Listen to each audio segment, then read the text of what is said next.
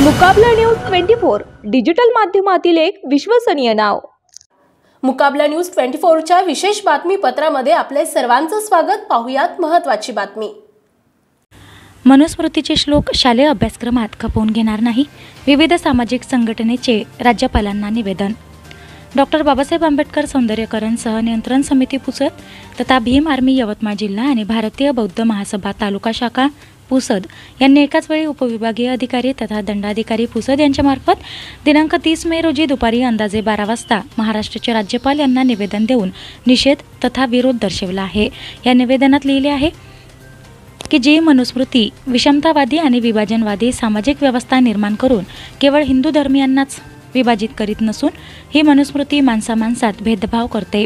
अशा विषमतावादी आणि विभाजनवादी मनुस्मृतीमधील श्लोकांचा शालेय आणि महाविद्यालयीन अभ्यासक्रमात समावेश करण्याचा प्रस्ताव राज्य शैक्षणिक संशोधन आणि प्रशिक्षण परिषद यांनी ठेवला असल्याचे निदर्शनास आले आहे।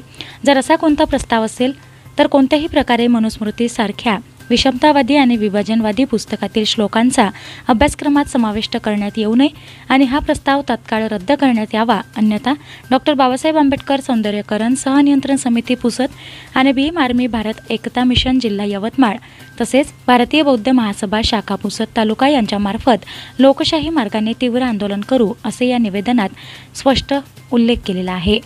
या निवेदनावर डॉक्टर बाबासाहेब आंबेडकर सौंदर्यीकरण सहनियंत्रण समितीचे अध्यक्ष विठ्ठल खडसे, सचिव लक्ष्मण कांबळे, उपाध्यक्ष दिनेश खांडेकर, अंबादास वानखेडे, दिनेश सावळे, नितेश खंदारे, विशाल पडघणे, भास्कर बनसोड, विशाल कांबळे, मुनेश्वर हाटे, भीम आर्मी जिल्हाध्यक्ष अशोक भालेराव, भारतीय बौद्ध महासभा पुसद तालुका अध्यक्ष भारत कांबळे, भोलानाथ कांबळे, LP कांबळे, भगवान खंदारे, विनोद कांबळे, तुकाराम चौरे, प्रल्हाद खडसे, बाळासाहेब ढोले, मिलिंद लोखंडे, सुरेंद्र गावंडे, कृष्णा दांडेकर इत्यादी तिन्ही समित्यातील पदाधिकाऱ्यांच्या स्वाक्षऱ्या आहेत। मुकाबला न्यूज 24 डिजिटल माध्यमातील एक विश्वसनीय नाव।